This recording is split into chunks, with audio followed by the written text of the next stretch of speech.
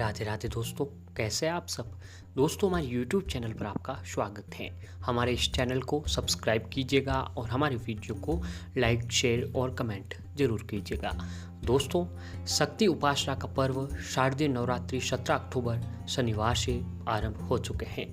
जी हाँ दोस्तों, इस बार के जो शारदीय नवरात्रि हैं वह 17 अक्टूबर शनिवार के दिन से शुरू हो गए हैं। आश्विन माह के प्रतिपदा तिथि से लेकर नवमी तिथि तक देवी के 9 अलग अलग स्वरूपों की पूजा आराधना की जाती है। 9 दिन के लिए माता दुर्गा पृथ्वी पर आती हैं और अपने भक्तों की साधना से प्रसन्न होकर उन्हें आशीर्वाद प्रदान करती हैं। दोस्तों, नवरात्रि के पहले दिनों में जो है देवी दुर्गा के ऊर्जा और शक्ति की उपासना का महत्व है। फिर नवरात्रि के चौथे, 5वें और 6ठे दिन सुख समृद्धि प्रदान करने वाली देवी लक्ष्मी जी का और 7वें दिन कला और ज्ञान की देवी सरस्वती की उपासना होती है। अष्टमी और नवमी तिथि पर कन्या पूजन पर माता की विदाई की जाती है और नवरात्रि पर देवी दुर्गा की उपासना करने से शुभ फल प्राप्त होते हैं। जी हाँ दोस्तों, नवरात्रि के दिन जो नवरात्रि है वो अभी शुरू हो चुके हैं। दोस्तों, नवरात्रि के 9 दिनों में जो है हिंदू धर्म में दोस्तों इस 9 दिनों को जो त्यौहार की तरह मनाते हैं।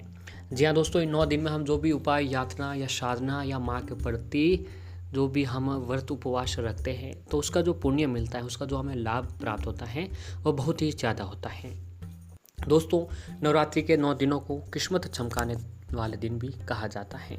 जी हाँ दोस्तों, इन दिनों में माँ को प्रसन्न करने के लिए कई उपाय, यातना और साधना बताए गए हैं।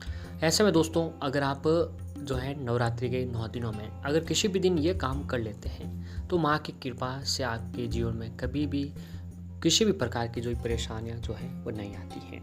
तो आइए दोस्तों, जानते हैं कि हमें नवरात्रि के दिनों में कौन सा काम जो है करना चाहिए।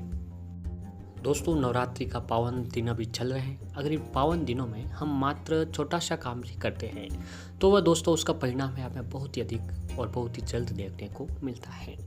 दोस्तों, दुनिया में हर कोई ज़्यादा से ज़्यादा धन पाने की चाहत रखता है।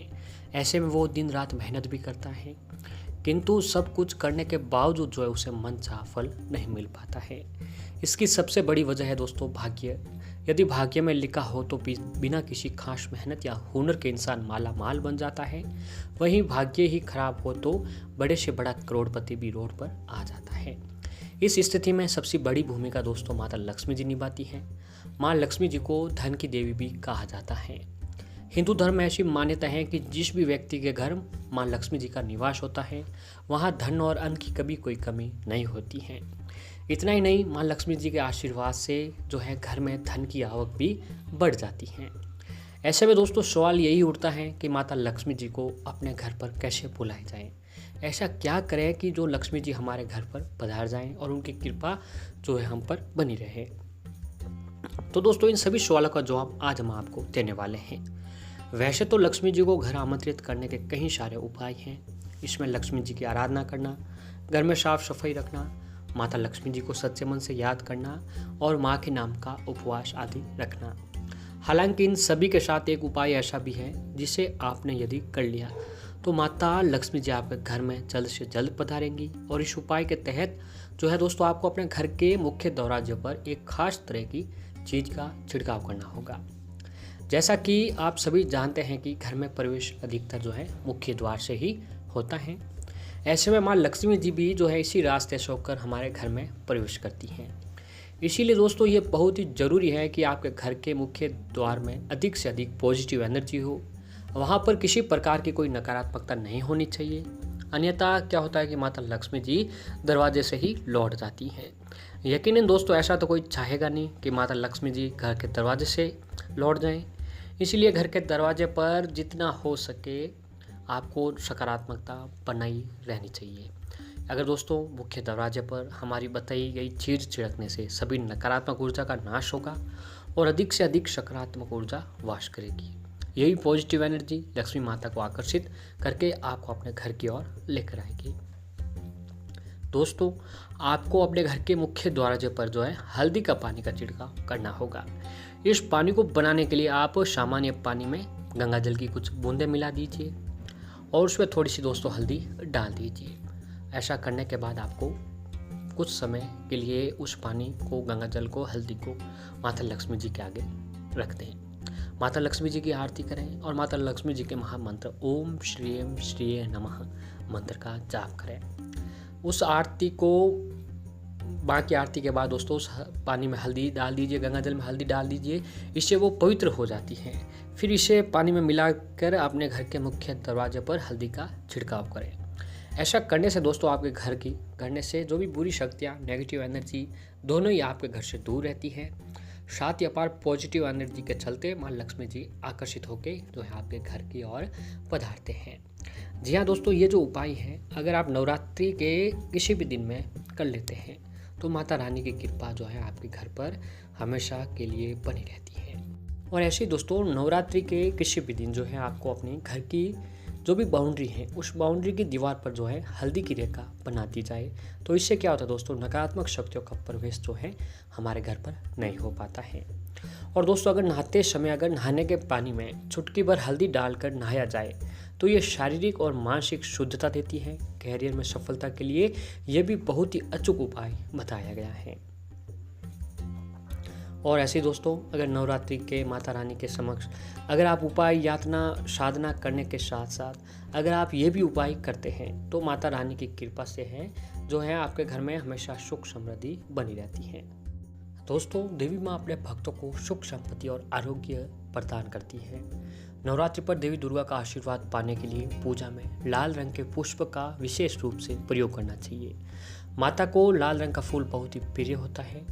लेकिन दोस्तों नवरात्रि के 9 दिनों में किसी भी एक दिन जो है आपको कमल का फूल माता रानी को अवश्य चढ़ाएं। धन की देवी माँ लक्ष्मी जी को कमल का फूल जो है अत्यंत प्रिय होता है। इस प्रकार से पूजा करने पर धन संपदा का आशीर्वाद भी मिलता रहता है। और दोस्तों नवरात्रि पर दुर्गा सप्तशती का पाठ अवश्य ही करना चाहिए। इस पाठ को करने से पूजा में जो भी भूल हुई क्षमा हो उस करने की बात कही गई है। यदि पूजा के दौरान कोई भी भूल चूक हो जाए तो आप दुर्गा सप्तशती के अंत में क्षमा प्रार्थना पढ़कर देवी से माफ़ी मांग लेते हैं तो इससे क्या होता है कि आपकी पूजा पूरी हो जाती है। और दोस्तों किसी भी शुभ कार्य या मांगलिक या धार्मिक अनुष्ठान करने से पहले भगवान गणेश जी की वंदना जरूर करनी चाहिए। तो ऐसे नवरात्रि के पवित्र दिन में घर से नकारात्मकता ऊर्जा को दूर करने के लिए घर के मुख्य दरवाजे पर जो है आपको स्वास्तिक का चिन्ह अवश्य बनाना चाहिए। दोस्तों नवरात्रि के 9 दिनों में आपको यह काम करना बिल्कुल भी नहीं भूलना चाहिए कि आपको एक स्वास्तिक बनाना है।